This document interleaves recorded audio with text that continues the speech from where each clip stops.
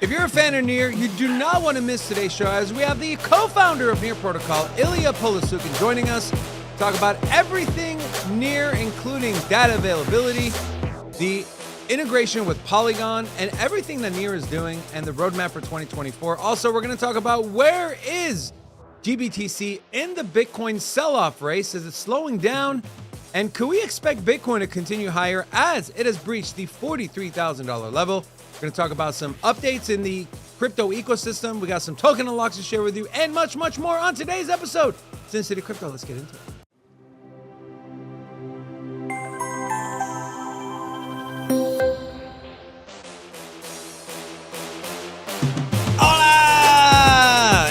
Your boy, Big Rob, back in the house. Welcome to Sin City Crypto. If it's your first time checking us out, we're the entertainment-focused cryptocurrency channel. We take old, boring, stale information and repackage it up in a fun and sexy way.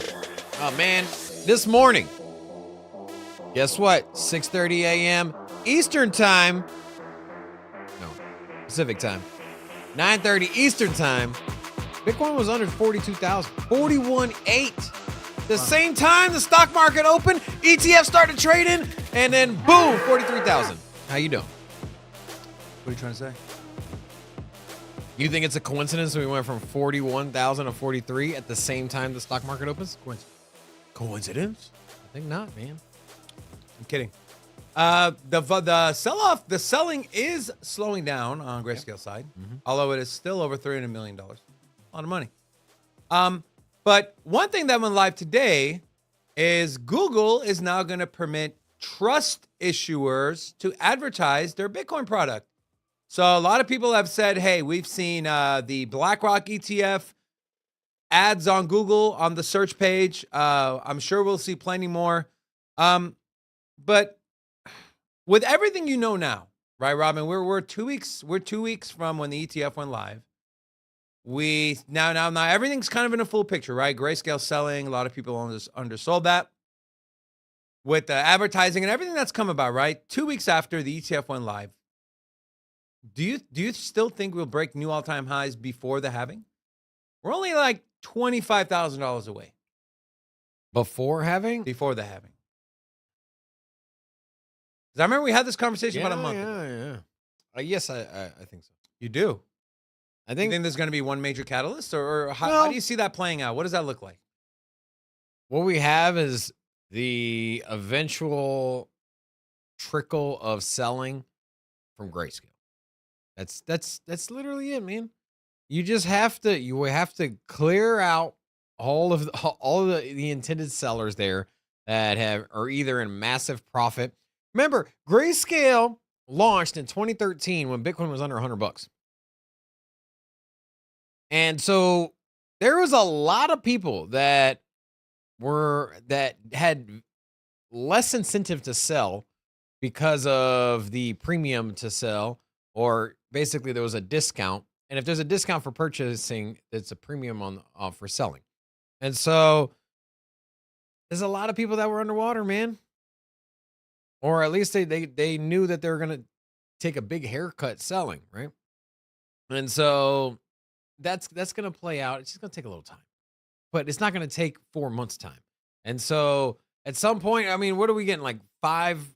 Here, actually, you know what? I'll just pull it up. We have, okay, so Keep in mind, while you're pulling that up too, you have the U.S. government saying they're going to sell 130 million. You also have Mt. Gox, which I know over the last 3 years. You said none of this matters on the OTC, on the price, right? No, I'm just saying, keep that in mind. So we have the date. This is the total flows. So 5 billion has left Grayscale since the ETF went live. And then Let me stop you right there real quick. If I were to tell you $5 billion worth of Bitcoin was going to be sold, and Bitcoin only dropped from 46 and stayed above 40K. But that's one institution. But here at the bottom line, is that we bought $800 million worth of Bitcoin. So even though there was 5 million sold, I mean, you could easily say there was 5.8 billion bought. Right. We bought 5.8 billion. It doesn't matter. It doesn't matter if you're looking at the order books from an exchange. It doesn't matter if somebody sold 5 million Bitcoin, but somebody else bought 5.8 million Bitcoin, right? At the end of the day, it's where's the order books lining up at? So 5.8 is a total flows. That includes selling and buying, right? Your net is 759. Yeah, so this is the net. It's a net positive. So Yeah. we've brought in the ETFs in total has brought in 750. Yeah, $750 million. Now, if you look at this is the 11 day. So this one takes today out of the picture, but you can see just where today's flows are, right? And so just today over here on day 11 or the last close. So we're seeing that 255. This was as high as 700 and 800 million dollars. So you can see that this is slowing down. The purchases are slowing down as well, but the selling is slowing. So if the selling is slowing, once that euphoric event comes, or not event, but once the euphoria from the buyers come in, because right now we're still in kind of that lull in the market, right? ETF went live, the hype's kind of subsided a little bit, but over time, more and more people are going to get exposure to Bitcoin. They're going to be, red pilled and then or orange pilled, and yeah, man, it's going in the right direction. Remember, just last week, there was one day where we had over $700 million worth of Bitcoin sold from Grayscale, 255 on the last trading day. So there you go. We have this piece of news. This is pretty big. So one of the largest housing developers in the world, China's Evergrande, was forced to liquidate in a landmark moment for crisis hit sector.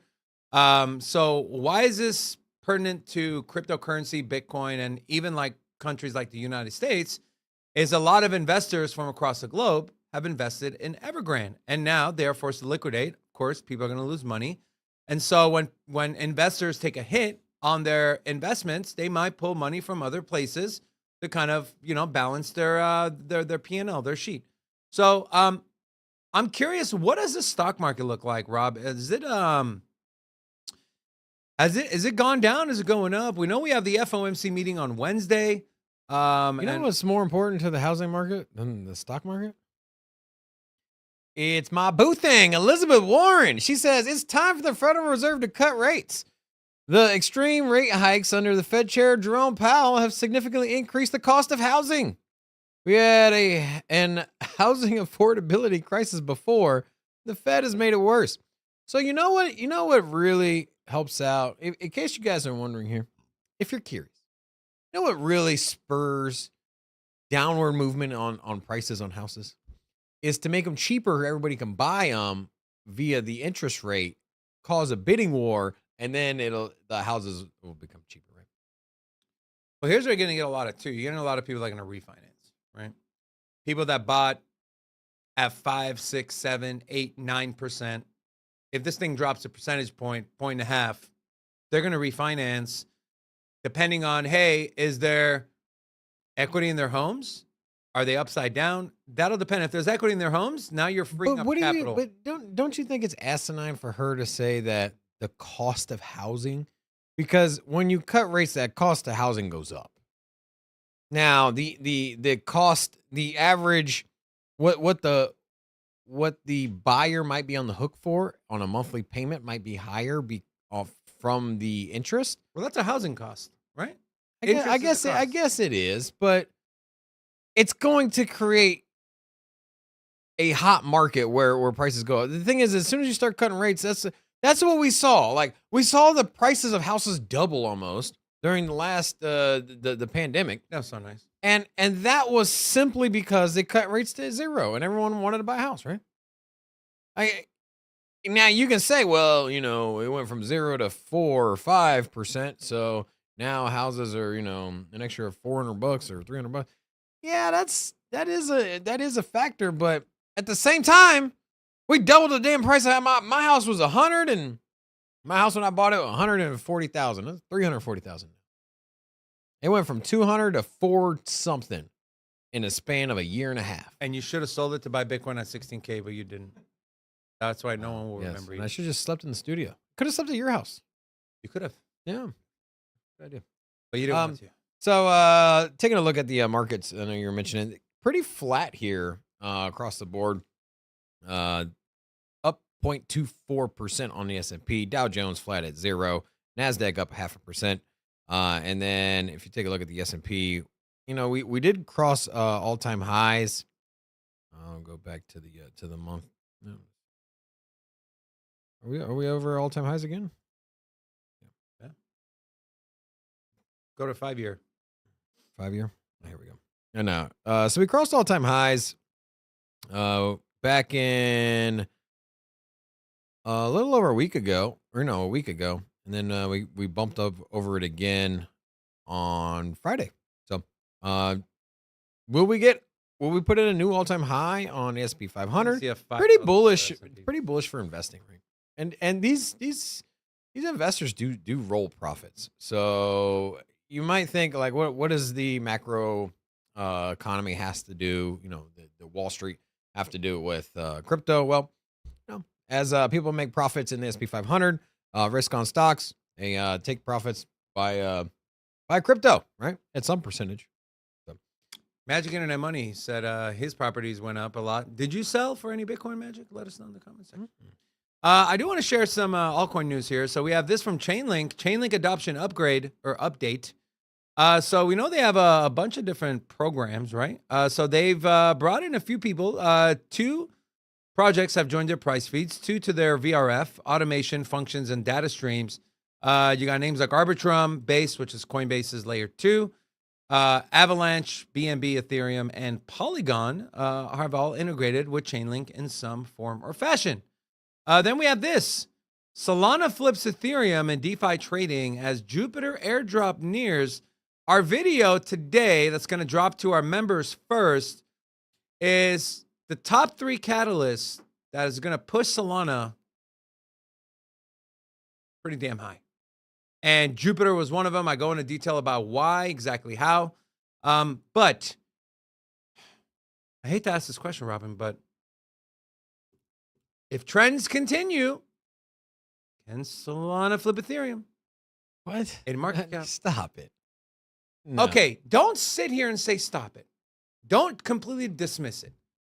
NFT sales, it's either caught up or overpassed it. DeFi, right? Volume. We can have different opinions. I just completely dismiss it. I maybe in a 8-year time window, maybe a full another cycle, but in the next cycle, next 4 years, no. I completely dismiss it. I'm not saying Solana isn't going to rally. It's not going to pump up. Bro, it was less than a year ago. You were like, man, I don't know. You know, this is a VC coin. It might be, I don't know. I'm not buying any, you know, when it was at $20. You were terrified. That's not now true. A year later, you're talking about true. it flipping Ethereum? That is not true. You're lying. I never said when it was $20. I was actually buying at $13, $14, $15. When it kept going down, the last time it went down, before the FTX debacle, yes, I shared some concerns. Those concerns have been alleviated. You shared a lot of concerns. I'm telling you, I remember the 2 of us were here talking about, like, I don't know, man. I don't know if it's going to bounce back. I don't know. We were talking about staying away from it. Like, information changes, things change, and network's been up. I just think it's interesting that and things have changed for Ethereum. Still freaking expensive. Still has the most liquidity, right? But if things are moving away from it, like, I'm sorry, but I got a friend that came up to me. I told him about this coin I had some money in. And he's like, hey, am I doing this right? Am I supposed to pay $25 for $100 worth of this token? And I was like, yeah. Dude, he's like, no, thank you. I'm just saying, man, like, Ethereum's moving way too slow. It needs to hurry up and get these damn fees down. Get that proto-dank sharding. But still, that's still not going to be able to compete with the likes of Solana, Avalanche. I mean, the fees on Bitcoin are high too, comparatively but Bitcoin speaking. is not used like Solana and Ethereum are used yet, potentially. You don't think people are speculating on the price of Ethereum? I mean, venture capital literally is. You think venture capital is using ETH for DeFi? There's the number 1 venture capital coin. Number one. You talk to these VCs that invest in crypto, their biggest play is freaking ETH as far as how much money they have invested.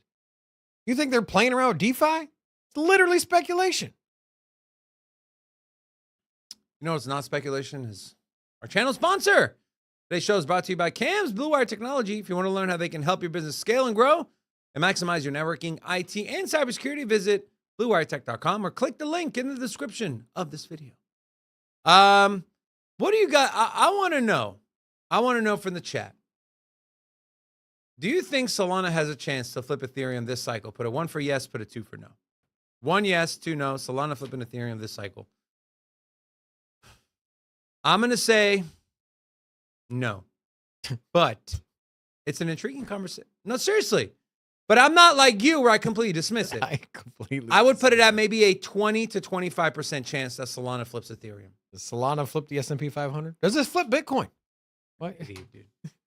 I want to share what are some things going on in the world of altcoins. Well, this is from CoinMarketCal.com. DYDX is doing a software upgrade. This is happening today, actually. I have this tweet from them. DYDX chain will undergo a software update to version 3 on block that. The block would be created approximately on January 29th. I tried to dig into some as far as what it would fix, but I think it's just a standard upgrade. But either way, it's made part of the news. We also have Near Protocol, which, by the way, guys, we got Illia, the co-founder, joining us in about 10 minutes. Going to be. I am so looking forward to this interview. Guys know me. Near is one of my favorite projects. What they're doing, got so many great questions lined up. You guys are going to get a lot of great alpha from it. So Sunset Legacy Explorer. So they are sunsetting. So their old Explorer, their Near Explorer, is going bye-bye, and the new one is already live. But the old one, you're not going to have access to it starting January 31st, so on Wednesday. Which, again, Wednesday, FOMC day. Can we see some volatility in the markets? Potentially. Speaking of volatility and markets, take a look at some token unlocks that could potentially be happening, that are happening, that could potentially affect price. SUI is having about 6% of their total market cap, to around $104 million, being unlocked over the next 4 days and 4 hours. If we take a look at here, how that breaks down. So as you can see here, we're going to start seeing unlock of investors and early contributors. As you can see here, investors, early contributors. Now, this is a linear unlock, so it'll slowly go up, right, without stopping, versus a cliff unlock. It gets unlocked, then it stops, unlock, stop. Does this concern you, Robin? Early contributors and investors, right? They hold total about 35% of the supply. They're going to start getting access to their coins now. I mean, well, we know investors, early contributors, what do? They invest to make money. It's still a smaller project. And so unlocks are something to be concerned about, right? I mean, how long has SUI been around? I want to take very new. So, that's a, it is in the top 50 on the market cap list. It's been listed on CoinMarketCap since May. And so it's so new that these unlocks are they're pretty scary, right? Here's the thing, like on these projects that have been around for a while, the unlocks really aren't quite as relevant, right? But on these new ones, a lot of people sitting on major profit. I mean, it's a top 50 coin. Think about if the unlock happens on a token that's been around for 4 years, 5 years, for example, not as quite as substantial as something that just went parabolic recently. I think more of a contributing factor, whether it's a good or a bad thing, is what part of the cycle are we in? I feel like if we're in a raging bull market, token unlocks aren't going to matter as much, right? The demand's going to be there to quell the sell side pressure. I would agree, but SUI ran up so heavy over the last, it doesn't show the chart here, but, I mean, how many people are on 100x profit on this that were early adopters, right? How many people got SUI for dirt cheap at a penny, right? And so that's my concern, right? Because I mean, these are all the ICO people. ICO price was 10 cents, bro. That's So what, a 15x, 16x. yeah, so ICO was 10 cents. This was back in April. So back in April, people bought it for 10 cents.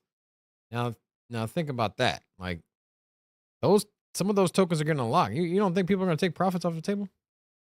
For newer projects, I'm real concerned about token unlocks, right?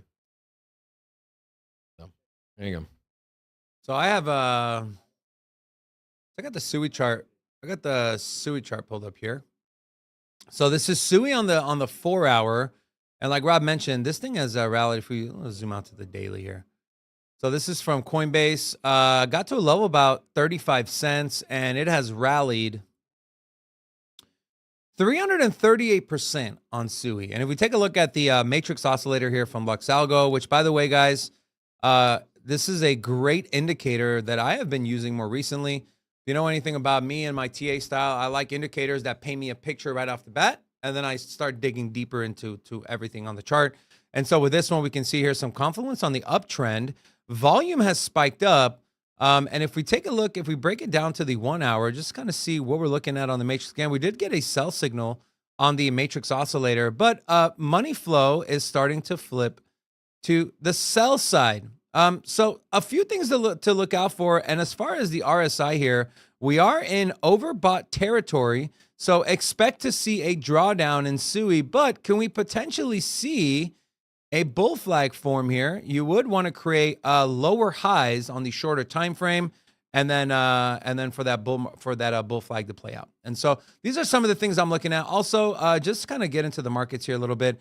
I've had this. I'm looking at this ETH chart. So if you followed our trades, we put in an open long on ETH with an entry price of around 23.40, target exit price of about $2,500.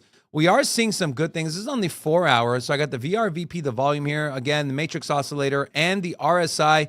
So RSI is a non-factor in this setup. We are seeing money flow turn green, and we did just print a green dot on the 4 hour. But if I zoom out to the daily, this is a extremely key level, this 23.52 level. You can see here tons of volume. This could potentially be a sell wall, as it has been numerous times back in December, twice. Again, December towards the end, and then January twice again. We did break above it, but came below. But good news is we found support off of this 2164 level. So what I'm looking at as a patient trader, right? Although we did get a green dot on the oscillator, we haven't seen confluence up here, but I want to see Ethereum overtake this 2356 level. And ideally, you want to see support build on top of it and then a move to the upside. But sometimes, like we saw here, we just saw a moonshot straight past it, and we never came back down to retest. We actually broke below and created a new low. But the good news here is if we breach this 2351 on ETH, there's really not a lot of volume until we get to about 2534, which if you're setting a stop loss, I would set that stop loss slightly below it, around 2481 to 2492. So those are some key levels we're looking at. But again, I will be looking at this, the RSI, and I'll be looking at this matrix to see if we do get confluence on the move up for Ethereum, or we're going to see a move down. And then just real quick, cryptocurrency markets here. We have Bitcoin coming in at $43,000, BNB 310, Solana $100, and I'm gonna scroll down here. Near Protocol is up 14.5% over the last 7 days. We've done plenty of videos on Near. You know we're massive fans of the project, which is why I am so excited that we have the co-founder of Near Protocol joining us, Illia Polosukhin. Let's go ahead and bring him in. Illia, how are you? I'm good. Thanks for having me. Hey man, we know you're busy, man. The project has been absolutely exploding with development activity. You guys surpassed, I believe, a milestone in daily active users.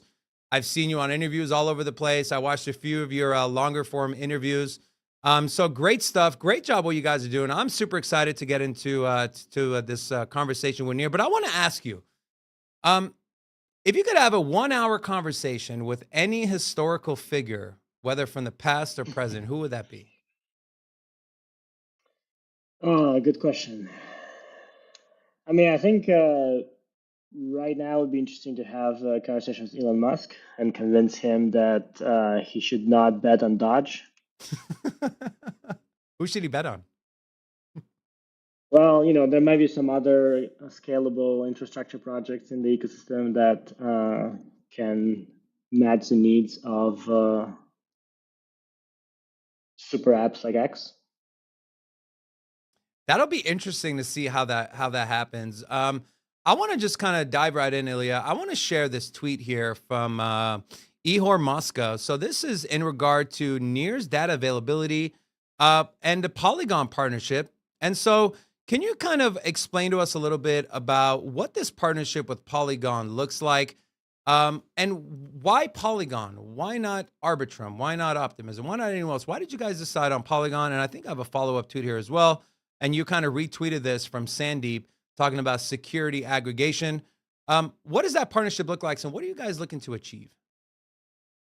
Yeah, so there's a few parts here. There is a data availability part, which is something that Near has had from 2019 when we originally designed it.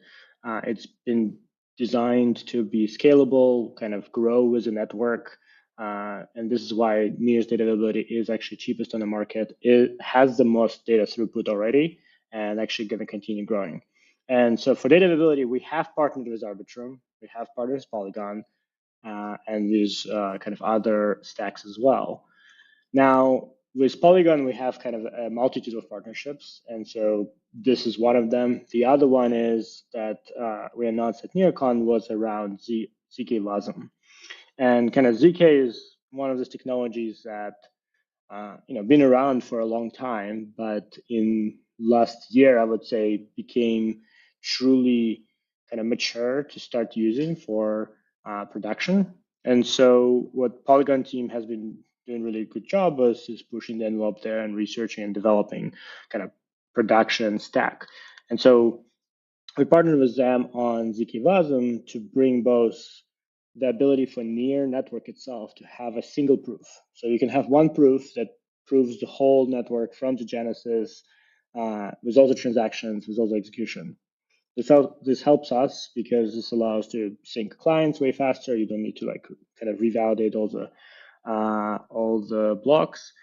It also allows to have more secure bridges because now you can pretty much rely with this proof on the state transition. And this technology is actually way more wide applicable because WebAssembly is something that runs in every browser. It runs on Edge, kind of in IoT devices. Companies like Adobe use it for computation. And so this is a highly kind of generic technology with ZK will allow to have this probability across the board. And so there, I mean, the kind of the driver has been the prover technologies that Polygon team has built. And so kind of, I mean, the announcement recently is really towards this idea that as everybody adopts ZK technology, we will have a unified security, meaning we don't need to rely on how many validators, how much stake that chain has, because the proofs and security will be kind of cross-validated between all chains. And this goes toward this broader vision we have, which is chain abstraction. It's really this idea that as we continue building out this technology, actually the kind of the way we've done this prior, where there's individual applications and they run on one chain, will go away in the past. I would say even that the current dApps are not dApps yet. We'll see applications which really take the whole experience, right? The super apps, and they will work across all chains at the same time. And you will not need to think about security. You'll not need to think about bridging, gas tokens, addresses. All of that will be kind of a figment of the past. And so that's kind of where we're going. And there's like a whole coalition of projects that are really forming around this idea. You brought up chain abstraction, and you did a blog post. We talked about the next frontier for Web3, and I want to throw it up on the screen here. A couple things I've highlighted here, Ilya. It says, if we want to see mainstream adoption of Web3 because we believe a more open, decentralized internet that supports self-sovereignty for all people is better for the world, then we will need to do better. I want to propose a better vision for the entire Ethereum ecosystem and all of Web3. Let's work together on advancing mainstream adoption via chain abstraction. How far are we away, Ilya, from doing everything you explained, from having one account and not having to use bridges, which in an interview you did, you say you don't like bridges, right? With all the hacks and the fail points in there, which I totally understand. You see, you hear about all these bridges that got hacked, millions of dollars that people lost, and the potential to affect the security on the layer one. What is it like? How far away are we from, hey, I got one account, I want to interact with Ethereum or Near or Polygon or Avalanche, and I can do it with one click and not have to pay $25 for a gas fee? How far out are we? And you know, what do those steps look like? Yeah, so one of the kind of core technologies that enables that, we call it account aggregation. And there's like a few other teams that are working on in the same space. And it allows to have one account, but have addresses that are associated with it on other chains. So you'll have a Near account, but you'll have a Bitcoin address, an EVM address, a Solana address. And what it allows you to do is the whole Near network is kind of owner of the private keys of those addresses. And kind of with this primitive, now you can indeed go and log in into any app on any of those chains and start transacting. There will be relayers that will kind of pay transaction fees on your behalf and convert assets as you need. But now you don't need to see that. You just kind of have your intent of buying an NFT or participating in some social fi, and all of what you do is transact through Near. So we have this launching end of March. Now it's not going to be like fully available, completely open just yet. Obviously, it will take some time to polish it. But I think within the next 6 to 9 months, we're going to see this new wave of applications which are truly not like single chain anymore, but actually span across multi-chain. And we have a whole lineup of projects which want to build on this new paradigm and really enable this chain abstract experience. Now I want to kind of go back. I don't know if people know, but Near originally started as an AI company, right? I know you worked for Google. You were a large part of the AI technology as far as the Google Bards and the Open Chat AI, and I believe it has to do with the transformer part of the LLMs. Was there an experience that kind of reinforced your perspective on the potential of decentralized technologies? And was there a decision when you decided to go from a AI company to Near protocol, right? This amazing layer one, fast, cheap, looking to onboard people, also extremely developer friendly. I'll talk about this on the show all the time. The ability to program and write in the most common used developer language in the world, which is JavaScript, is massive. You see some projects that don't get a lot of adoption. A lot of it is, hey, they use this programming language that's maybe foreign to a lot of developers. You got to understand that we are in a brand new space, new technology. So you want to make it as easy, as streamlined, as fast for people to come in, develop, and build these dApps and smart contracts. Was there a pivotal moment, through the Near AI to where we are now that really shaped the future of Near and where we're at today? Yeah, so the kind of the history there is we started a Near AI, which was about teaching machines to code, and it was based on the work I was doing at Google, which resulted in transformers, and we wanted to apply it to teach machines to write code. And the kind of, I would say, underlying theme here is enabling people to be kind of self-sustainable. One of the ideas that I truly believe in, and now we're actually starting to see it happening, is that software as a service as an industry gonna over time be completely disrupted by AI, because you can build all of that software on the fly, kind of for specific use cases for the user. You don't need to have kind of companies providing that software. And so that's kind of was part of the vision we were building. but we did not have, Microsoft amount of money at the time. And so we ended up trying to be smarter and trying to collect more training data that's specific to our use cases. And so we kind of employed and worked with a lot of students around the world. Some of them were in China, Eastern Europe, other countries. And paying all of them was a massive pain. It was really hard to send money. It was hard to do programmatically. And so we started looking at blockchain more of as a solution for our own problem. Like, how do we do kind of automatic global payments, which are not some people don't even have bank accounts. Like, how do we do that? And the answer was, it's not actually like Ethereum or Bitcoin. They're too expensive, they're too complicated. I remember first time setting up developer environment for Ethereum was taking me like 6 hours back in 2018. And so that really shaped a lot of what Near is about. It's really kind of still on the same idea of like self-sovereignty. How do we enable people to be like their own, in control? Now more on assets, but also data, power of governance, and kind of we're gonna circle back into AI with that as well. But how do we make it developer friendly? How do we make it truly scalable and available for a billion users in such a way that when there is a billion users, it doesn't become extremely expensive for everyone? And so that's really shaped the kind of how we wanted Near to be, and kind of been driving that and the ecosystem around it in this direction. One of the podcasts I watched, you talked about, you know, envisioning AI running governance for a protocol. My question to you is, what does that even look like? And what are some of the benefits and inherent risks? You see all the time when OpenAI, the Chat GPT came out, right? People were saying, hey, look, this thing won't answer a question about Donald Trump, but it'll answer a question about Joe Biden. We know that whatever information is fed into these language learning models, right, is what they use and build on top of that. So I'm sure there's some inherent risks to that. So again, what does an AI running governance look like, and what are some of the risks? Yeah, so maybe to first, like, why is this important? The important is because we as humanity have this kind of inherent problem that we select kind of representatives, be that, government or a company or, people to manage our money or provide us opinions. And those representatives should be representing our kind of view, but they're not, right? They have their own view, they have their own interests, they have their own motivations.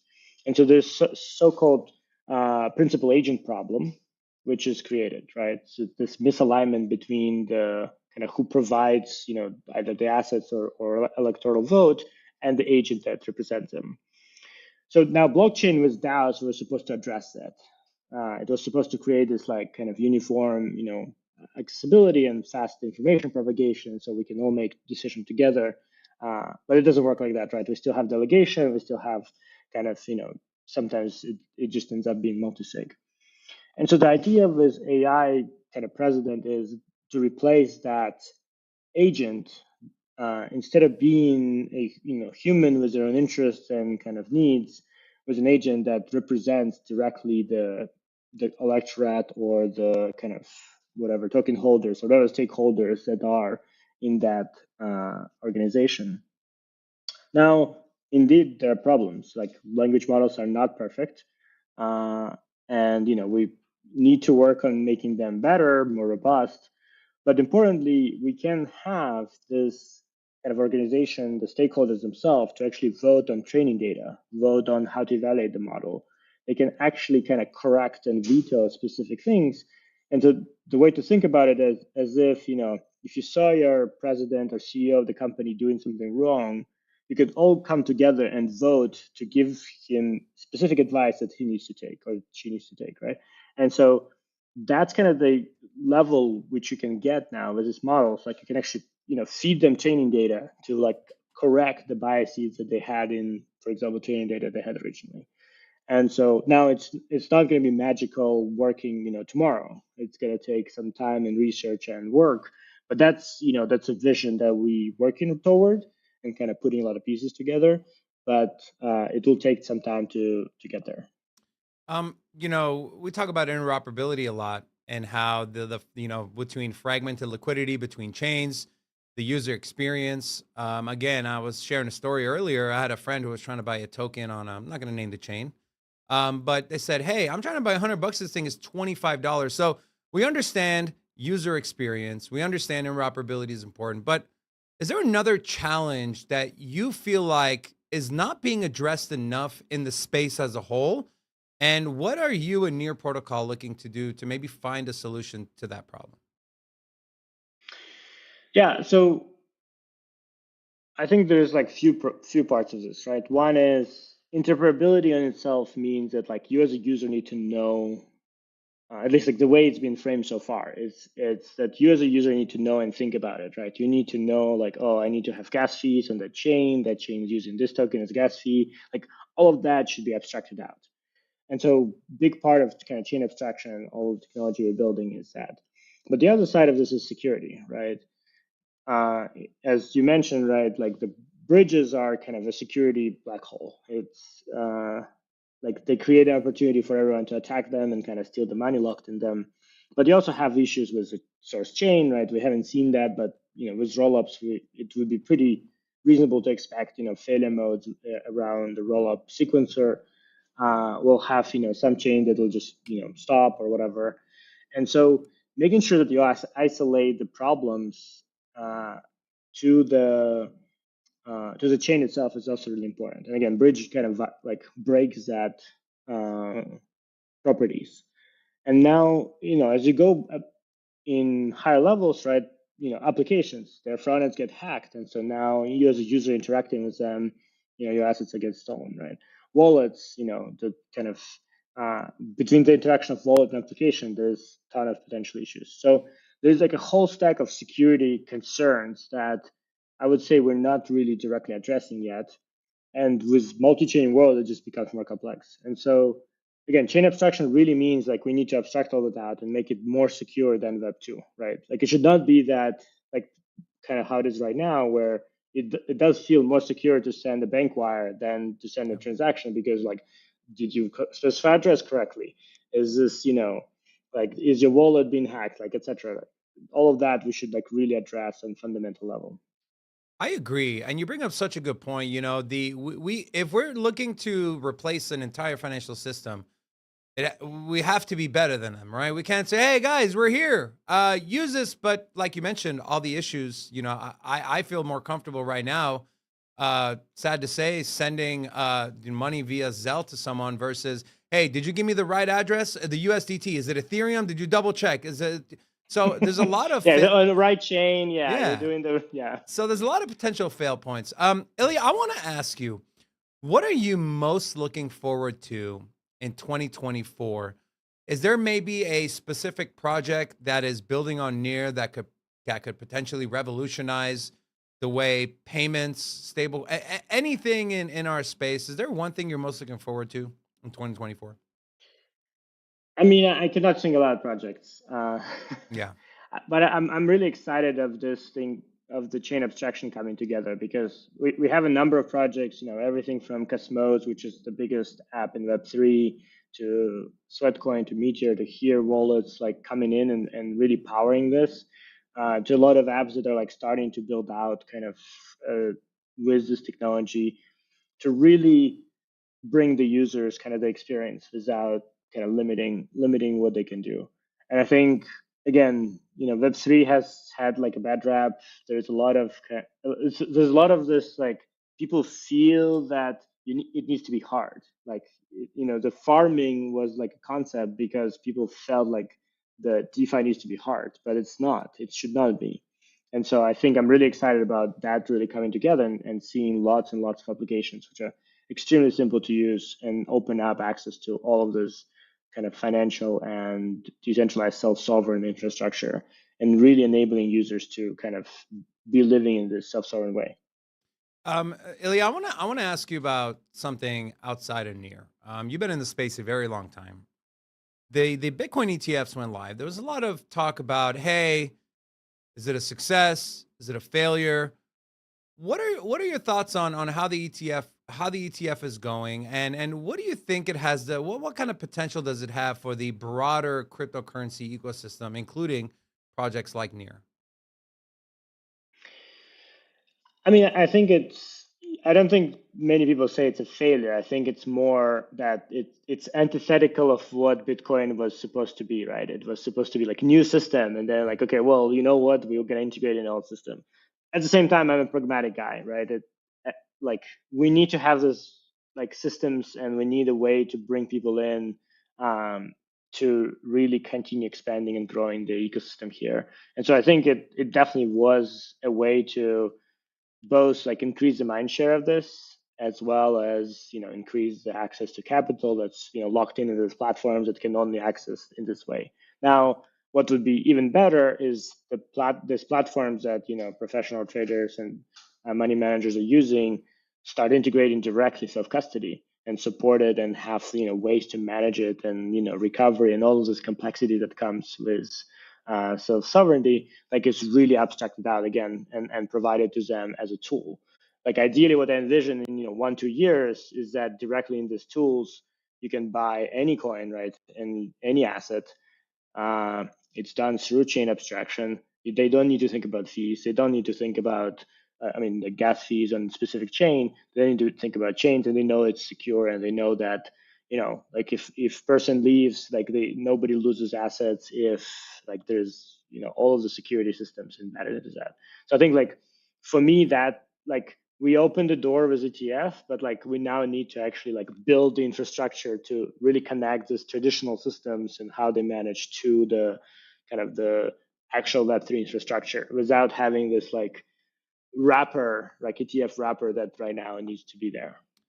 Illia, the year is 2026, and there's rumors that a near ETF might be launching. What's the first word that comes to your mind? Are you excited? No, I mean, as I said, like it's exciting to have this validation and access. So I think, I mean, excited, yes. What I will be more excited is, they say they integrated near, so accounts directly into their trading tools. That would be even more exciting. Yeah. Man, a lot of these interviews you've done, some great information in there. One interview you talked about the back end being decentralized, the middleware, and then working on the front end. Um, where are we at with that as far as the front end side? And what near? Are there any other partnerships you guys are looking? Maybe another like a Polygon style partnership you guys are kind of eyeing, or any kind of headway in that area? Yeah, well, so actually today, and one app in Near called DabDab, which uses this decentralized front end technology, they showed a teaser. They have 10 different EVM chains they partnered with. Oh wow. I think over 100 apps that they work with, and they're launching within the next couple of weeks, if I'm not mistaken. So I would really look out for that. It's DApp, and it's pretty much will be this example of chain abstraction where you come to one place and all of the applications are directly there. It's not, you don't need to open new tabs, leave, or anything. It's all there, and so you're able to kind of interact and transact across all of those chains. And so that's kind of an example of this, ideas coming together. And so yeah, I am looking forward to that launching, and also starting to attract more users across Web3 ecosystem. Amazing. Ilya, we just wanted to thank you so much for your time, your knowledge, and blessing our community with your presence. And we're looking forward to see not only 2024 for Near Protocol, but what the next 5 to 10 years look like. By the way, this other gentleman here is my co-host, Robin. So again, thank you so much. We appreciate your time. We look forward to having you back on again, my friend. And thank you so much again. Take care. Thank you. Thank you. Good stuff, man. You know, I was just sitting back here with popcorn, just watching that whole thing, man. It's very evident. It's very evident the projects, when you really do research and you follow and news and you talk to people, the cream does rise to the top, right? And if you just take price out of it, right, price action, and you look at what are they doing, what is the potential of this project, what problems are they looking to solve, and then from a standpoint of, hey, should I buy the token? You go look, well, okay, what utility does the token serve? How is it line up with what they're looking to do? And again, these projects are the cream of the crop. And I just share this with you guys. So this is from Daps Crypto. Near Protocol leads the way. So for $10, you can have 850,000 transactions on Near. For perspective, Solana, it's 132. Or sorry, 849, not 1,000. My apologies. 849 transactions for $10. Solana 132, Cosmos 56, Ethereum not possible. Oh man. Yeah, we can close the poll. Will Solana flip Ethereum? Majority of you said no, but 42% said yes. So Robin, you can't just completely ignore it, bro. Yeah, I can completely ignore it. I also completely ignore you. To the chat, I do want to acknowledge, for those of you that are new here, say hello. We can drop an hola back at you. Crimson Caravan, Gizma, Cigar, L, Cartwood Stone, Alex Wells, Machines of Time, Mozzies, Murph Dog, C90, DJ B, Gary C, to all of you, hola! Welcome to Sin City Crypto. Also, smash that like button. Just shy of 100 likes. Get a few more in there, and then you know what I liked about that was his perspective on the Bitcoin ETF, where he was more excited about the prospect of integration onto financial systems. You know, I was also listening to a discussion on ETFs not too long ago, and there's really nothing stopping, perhaps say like an executive order or even Congress saying, hey, these ETFs, we need to allow redemption of the underlying asset. And I think that eventually these products will mature, and there's really no reason that an ETF holder, an ETF institution that is custodying the underlying asset wouldn't allow a redemption, right? For the asset. Say, it doesn't make sense for gold, right? You're not going to call up your ETF provider and be like, hey, can you ship that gold to me? But in this day and age, with the world being digital, there's really no rhyme or reason to not offer the functionality. And obviously, let's give this thing some time to mature. People get used to it. But, I think 6 years, 10 years from now, you could find a situation where, hey, pull your Bitcoin straight off of an ETF. They'd end up being the number one market provider, right? I mean, if that's even possible, right? That's what I'm saying. It's a digital age. There's really no reason. It could be possible, but then could the environment with our government ever make that a reality? But wouldn't that take money away from the financial system, right? I think a lot of the reason why these companies, right, they saw a trend. Hey, money is leaving our broken system and it's entering into the crypto system. That is why countries like China banned Bitcoin and Bitcoin mining, essentially. That's part of the reason why. Let's face it, right? The money circulating in the cryptocurrency industry in different cryptocurrencies and not in dollars or euros or yen, you're pulling money away from that system. And so if you allow these ETF holders to cash out their Bitcoin and then hold it, I don't know. I think it's doing the same thing. I don't know if the thing is people, if you want to spot buy and self-custody Bitcoin, you're going to go to a different market provider. Correct. Outside of ETF. And so at some point, at least maybe not from the regulator side, and I 100% agree with you. From a regulator position, from the United States government, from the SEC, there's really not much incentive for them to do that. But from the ETF providers themselves, they can now facilitate transactions to people that would not use the ETF. Basically they can draw in new customers. So instead of me saying, hey, I want to go on to Coinbase to buy some Bitcoin, or say, and then remove it from Coinbase, send it to my wallet. If I do a majority of my trading majority of my portfolio is done through Wall Street, hey man, you know what? Let me just stay here. Let me buy it and remove it there. And perhaps they'll onboard a lot more users. They'll gain fees from these transactions themselves. And I don't know. Just a thought experiment. I don't think that's a likelihood by any means. But Just something to think about. I do think that these ETFs will evolve in some way. They're going to morph later on down the road. And I'm just kind of curious to see what that looks like. You know what I'm curious to see what it looks like is Bitcoin's chart. Hmm. So this is Bitcoin on the daily. So we did break a pretty important resistance line. It's right at that 42.1 level, well, 42.175 to be exact. But I want to point here, right? So on this matrix oscillator from LuxAlgo, which by the way, they're a partner of this channel.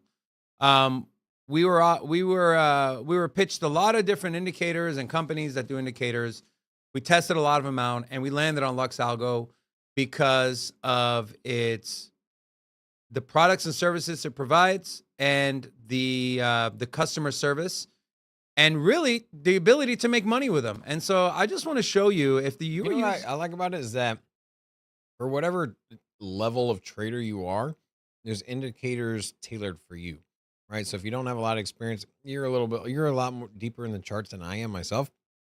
So for me, I got really simple, clean buy sell indicators that I don't really that translate to me a little bit easier than to you. And then you can dig deep into the other indicators.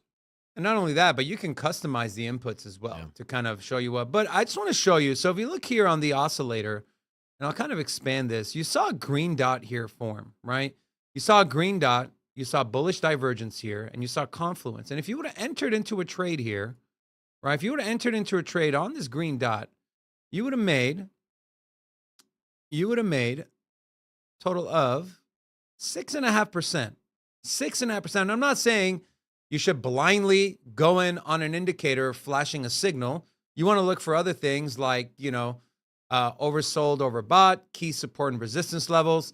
But if you have multiple things lining up and you multiply that by however much leverage you wanted to use, you would have made money on it. And so I want to take this time to tell you guys, if you want to use this product, you would get up to 50% off. Use the link that's pinned to the top of this comment section. But as far as some more price action on Bitcoin, you can see this potential sell wall. We might be hitting around 43.7. But if we clear this 43.7 level, there's really nothing until we get to about 45.358.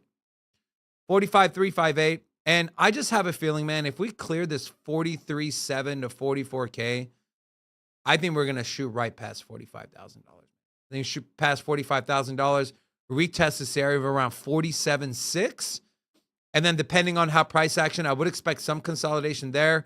But with something like the ETF, right, the having around the corner, if the OTC books are cleared because there's not a lot of selling happening there once Grayscale starts to wind down on their outflows, I think we're going to see some massive candles here, man. And so be prepared, but doesn't mean we can't make money on the moves up, on the short up, and on the short moves down as well. I do want to give one last shout out to our channel sponsor, Cam's Blue Wire Technology. If you want to learn how they can help your business scale and grow, visit bluewiretech.com. Also, tomorrow is Rate My Portfolio Day. You want us to rate your portfolio, DM us on Twitter at SinCityCrypto1. DM us, preferably if you have a pie chart that shows a percentage, DM us that. Tell us what other coins you have. Tell us how much the portfolio is worth, and let us know what your goals are, and we will pick one lucky winner. We'll share your portfolio, and we'll give our thoughts, and we'll rate it. So we're excited for that tomorrow. Rob, anything else you'd like to add before I zoom us out of here? Super Bowl is around the corner, man. And we're already starting, drive by Legion Stadium every day on my way to studio.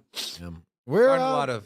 Yeah, so the Super Bowl is literally 1.5 blocks away from us. Like, do we stream on a Sunday? Yeah. So if you're gonna be in town stand for on the the Super, roof and just you're gonna be in town for the Super Bowl. You can just walk over. You could park here. Parking for the Super Bowl is gonna be expensive. You can park right out front. Walk to the stadium. Very true. Are we gonna charge for that? Yeah.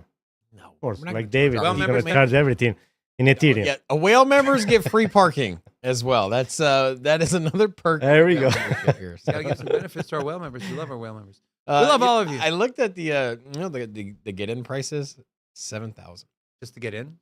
Yeah, the Win little nightclub area thing. Yeah, $700K for a booth. What's it with that? You probably get the full booth for $700,000 You get a booth on the field behind the end zone with a DJ, food, bottle service. I'm pretty bougie, right? I've had a booth down there before, right? Yeah, I know. Thanks for the invite. I think I invited you. You did not invite me. You went with Charles. I probably did. Yeah, I know you didn't. But it was still a good time. Shocker. I'm sure it was a good time. Anyways. Me and Charles went. Yeah, I know. I literally just said that. Yeah. Guys. Also, to interrupt you one more time for irrelevant information, our poker game is next week. Yeah. Who won the last one? Huh? I don't know. Anyways, with that being said, guys. Not guys. Rocco. Big thank you to Illia for joining us today. We hope you guys got some great information and knowledge out of that interview. Expect more of that in the days to come. We love you guys. We'll see you tomorrow. Same time, same place. Peace. Crypto. Everybody know we here for entertainment and info. Gonna show you how to get that big dough. So every day stay tapped in for big facts, no capping. With Bitcoin, if you're in, then you win. We divide the pie with no fraction. It's Big Rob, David. I spit the game, but they gave it. Name the coin that's your favorite. I got dry powder, why save it? To the OGs, new beginners. Special shout out to the well members. Buy the dip, sell winners. Ain't really nothing you can tell sinners. Tune in for the latest new flavors. They gonna teach us mean coins. They polarizing like barbecue chicken pizzas. I laugh with a major grin. Laggers, we trade them in. Baddies, they came to sin. And sinners gon' play to win. Screaming, hola, till my bags are flowing over. Hold ya to the moon and to the solar. Won't I? Don't be letting FOMO control ya. It's over when the finger turn